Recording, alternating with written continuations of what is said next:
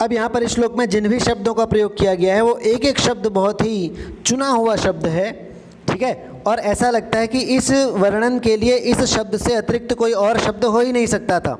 जैसे यहाँ पर देखो, सबसे पहले अत्र परमेश्वरवाचकः शब्दः सहस्र संभवे अपि कपालिनः इति विभत्स रसालंबन विभाववाचकः। परमेश्वर भगवान शिव के लिए हजारों शब्द हैं, ठीक है। परमेश्वर वाचक शिव के लिए शब्द हैं सहस्र, हजारों शब्दों के होते हुए भी कौन सा शब्द रखा गया? कपालिनः, कपालिन शब्द रखा गया। यह शब्द जो है ये विभत्स रस को यहाँ पर उत्पन्न करने वाला है। विभत्स रसालंबन विभाववाचक है, ठीक है। विभत्स रस को उत्पन्न करने वाला है, ठीक है। विभत्स मतलब घृणा के प्रतिष्ठापक के रूप में यहाँ पर इसे प्रयुक्त किया गया है, ठीक है। विभाववाचक है शब्दों जुगुप्सास्पदत्वेन प्रयुज्यमानः कामपि वाचक वक्रतां विदधाति।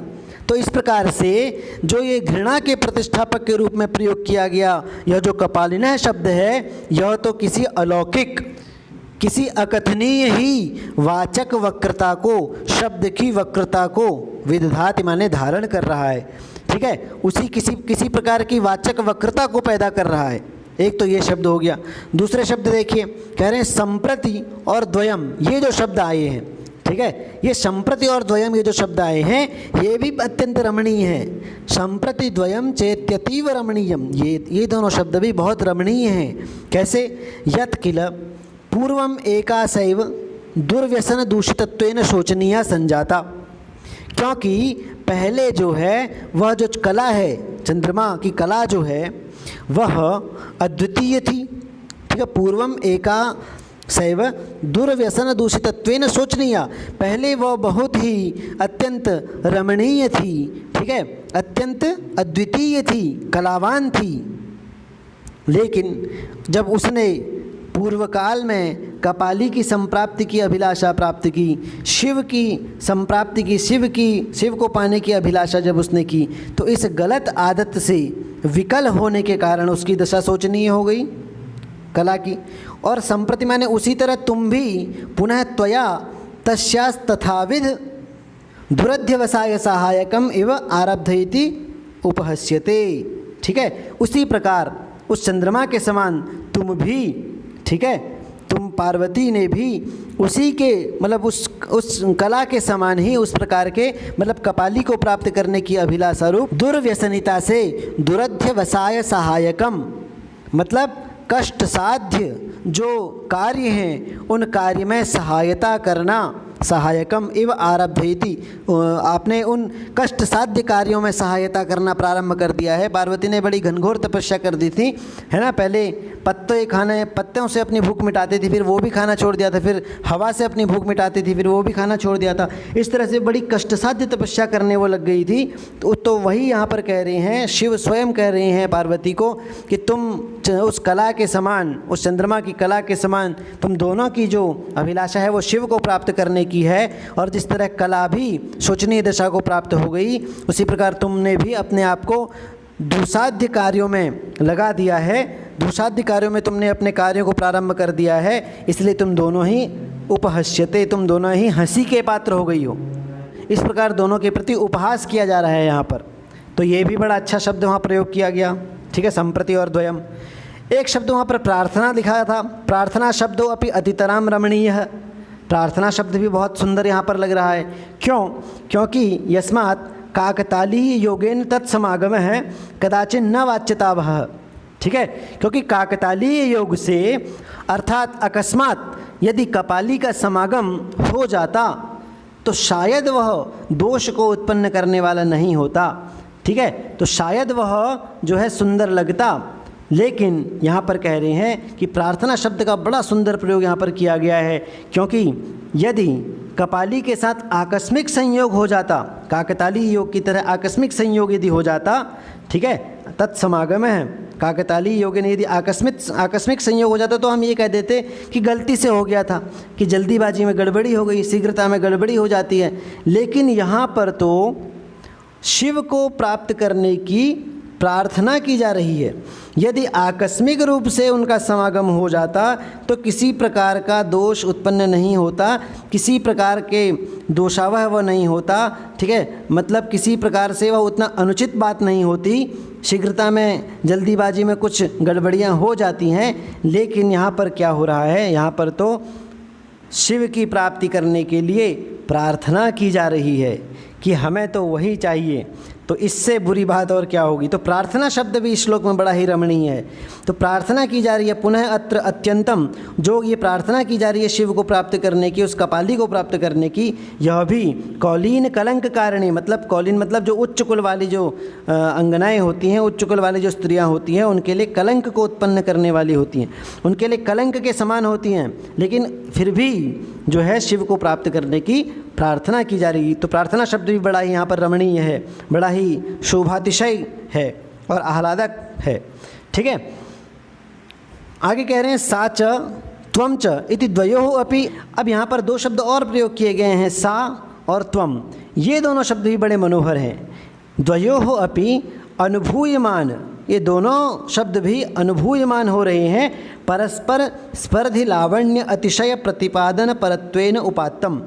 ठीक है, तो यहाँ पर ये दोनों शब्द जो हैं सा और त्वम, इन दोनों पदों को ही, क्योंकि दोनों के सौंदर्य में परस्पर स्पर्धा की प्रतीति हो रही है, परस्पर स्पर्धि लावण्य अतिशय प्रतिपादन, दोनों के सौंदर्य में, चंद्रमा की कला के भी और पार्वती के भी सौंदर्य में लग रहा है यहाँ पर परस्पर स्पर्धा की, मतलब होड़ हो रही है, स्पर्धा की प्रतीति हो रही है। ठीक है, तो द्वयोः अपि अनुभूयमान परस्पर स्पर्धि लावण्य अतिशय प्रतिपादन परत्वेन उपात्तम। ठीक है, इसलिए इस परस्पर स्पर्धा की प्रतीति का अनुभव किए जाते हुए, अनुभूयमानम, ठीक है, इस स्पर्धा का अनुभव किए जाते हुए चंद्रकला और वो पार्वती जो है उनके परस्पर होड़ लेने वाले, उन दोनों में परस्पर होड़ उत्पन्न हो रही है। किसके लिए?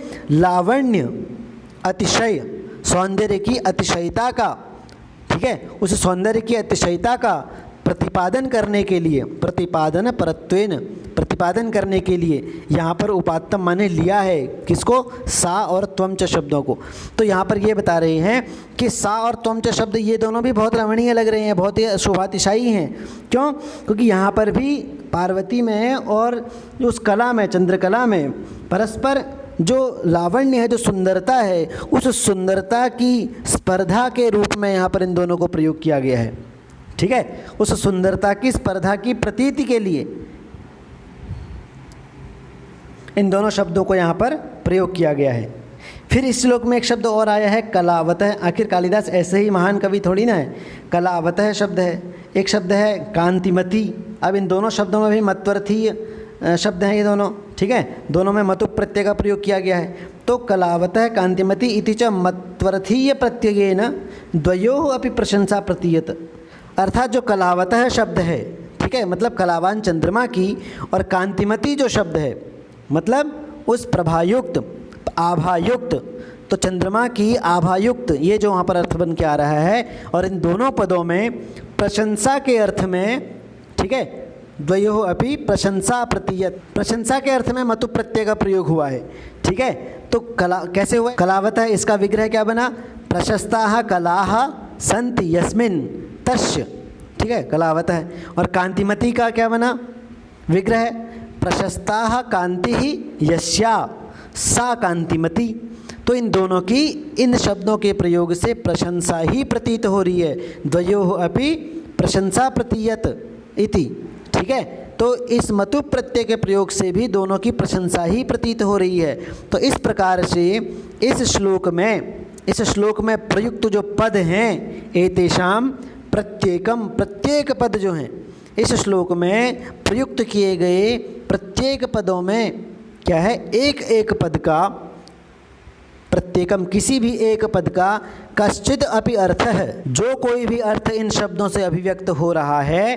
ठीक है, इस श्लोक में प्रयुक्त किसी भी या प्रत्येक एक एक पद का जो कोई भी अर्थ इन शब्दों से अभिव्यक्त हो रहा है, इन शब्दों से समझ में आ रहा है, निकल के आ रहा है, वे सभी अर्थ किसी दूसरे शब्द से कहने योग्य नहीं लगते। ठीक है, ऐसा नहीं लगता कि यहाँ पर ये शब्द नहीं होना चाहिए था, इसकी जगह पर ये शब्द लगा देते तो ज़्यादा अच्छा होता, ऐसा बिल्कुल नहीं लगता है।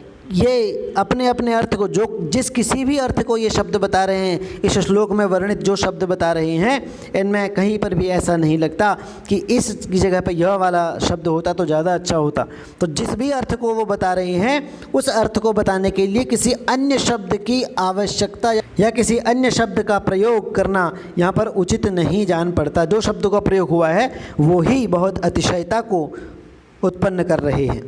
ठीक है, किसी और शब्द, ऐसा लगता है कि किसी और शब्द में ऐसा सामर्थ्य ही नहीं है जो इस श्लोक में प्रयुक्त हुए शब्दों की तरह अर्थों को बता दे।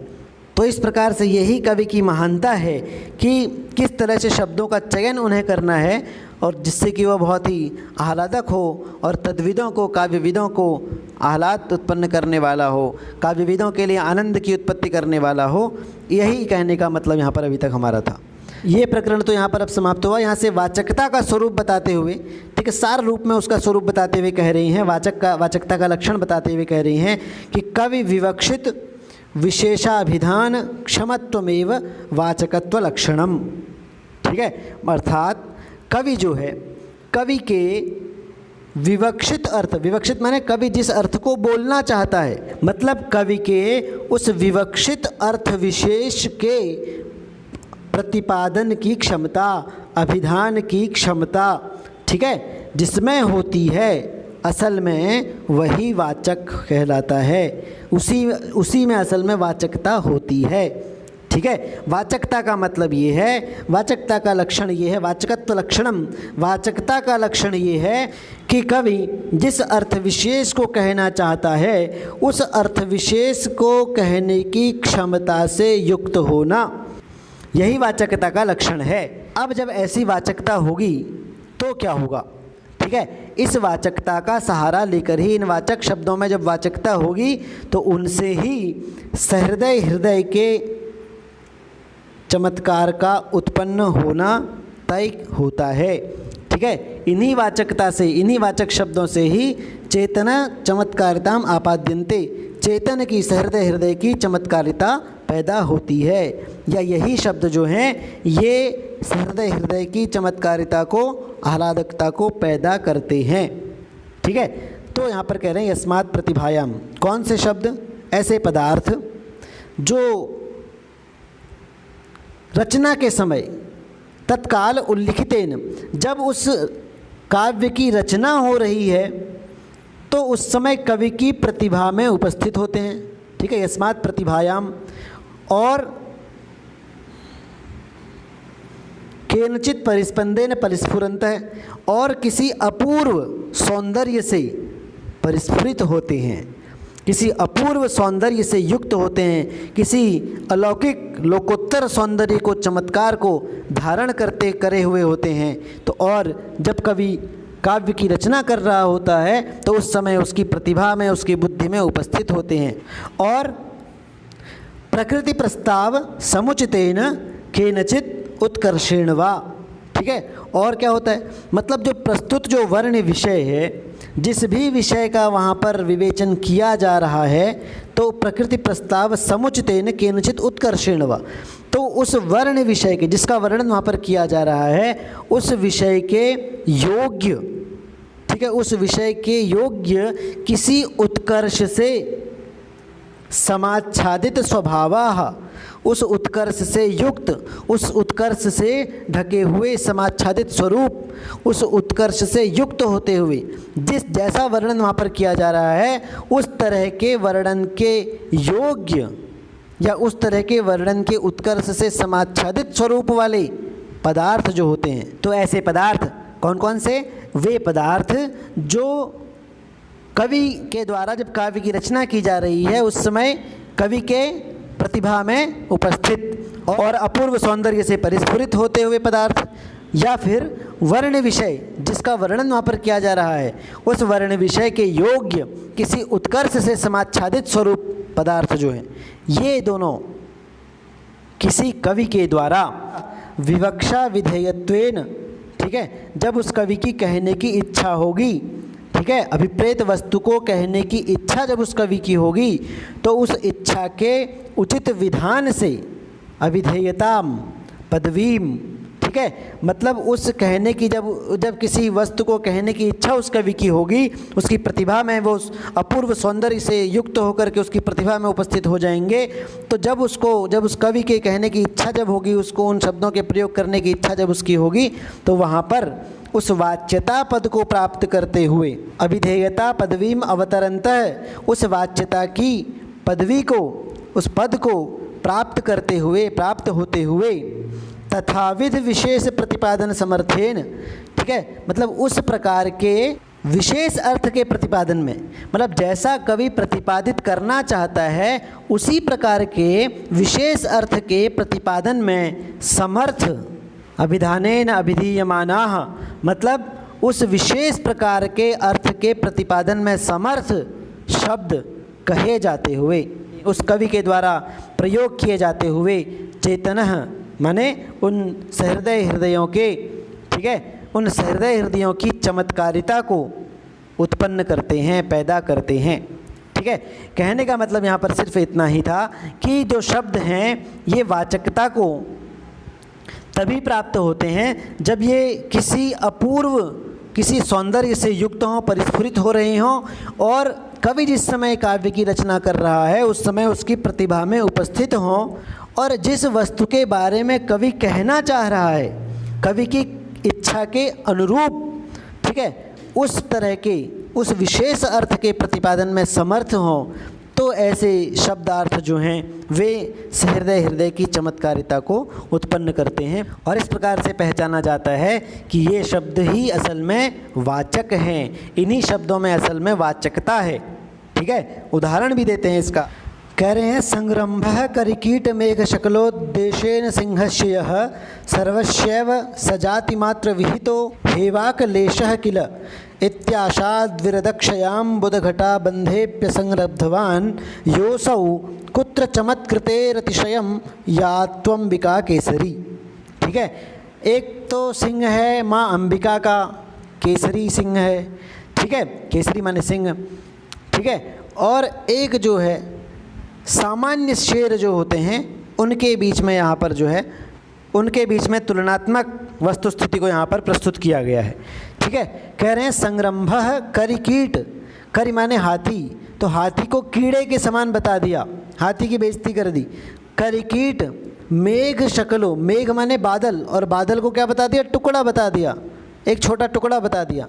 तो मेघ को एक टुकड़ा समझने वाला और हाथियों को कीड़ा समझने वाला, ये जो शेरों का या फिर किसी सिंह का यह जो आवेश है, जो गुस्सा है, यह जो उसका गर्व है, ठीक है, दम्भ एक तरह से जो वो दहाड़ता है जब, तो हाथी रूपी कीड़े को और मेघखंड को, मेघ के टुकड़े को उद्देश्य करके जो शेर का यह जो आवेश है, जो वो दहाड़ रहा है, ठीक है, शेर का जो आवेश है, वह आवेश तो सर्वस्यैव, सभी शेरों में, जाति मात्र विहितो, जाति से ही क्या है, पहले से ही उनमें मौजूद है। ये आवेश तो सभी शेरों में उनकी जाति से ही, या तो उनकी जाति मात्र है, ठीक है, या तो उनके जातिगत गुण हैं कि ऐसा बादल के गरजने से शेर घबराता नहीं है, हाथी को देखकर शेर घबराता नहीं है, ठीक है।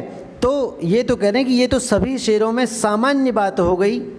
हेवा कलेशः किल, हेवा का माने स्वभाव, ठीक है, ये तो उनका स्वभाव हो गया, मात्र उनका स्वभाव मात्र हो गया, स्वभाव का अंश मात्र है ये वर्णन तो, ठीक है। शेरों के स्वभाव का अंश मात्र ये वर्णन है कि कोई भी शेर हाथी को कीड़ा समझता है और मेघ को टुकड़े के समान समझकर आवेश भरता है, ठीक है। लेकिन यदि हम बात करें अंबिका की, माँ अंबिका का जो वाहन है शेर केसरी, उसकी यदि बात करें तो इत्याशात विरदक्षयाम बुधघटा बंधे प्रसंरब्धवान, ऐसा सोचकर कि दिग्गजों, द्विरद, द्विरद माने जो बहुत सारे हाथी, एक हाथी नहीं, हाथी वो भी दिग्गज जो हाथी हैं, ऐसे हाथियों और अम्बुद घटा बंधे, ठीक है, मतलब जो बादलों का घटा घूप हो जाएगा, बादलों पे बादल उमड़ आएंगे, बहुत सारे बादलों का जहाँ पर जमावड़ा लग जाएगा, तो ऐसे बहुत सारे हाथियों के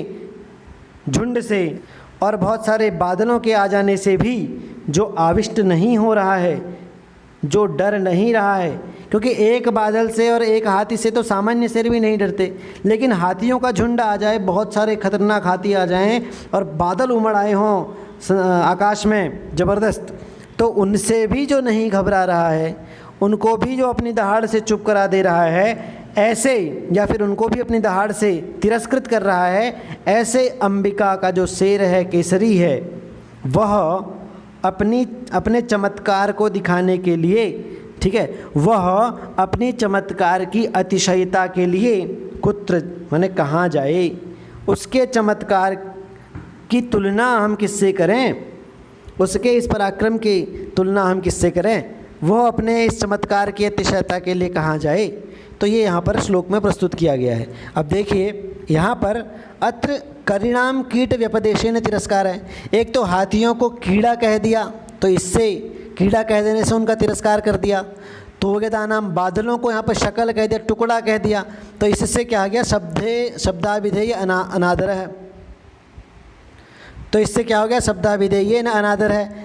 बादलों को टुकड़ा कह देने से जो है उनका अनादर कर दिया, ठीक है।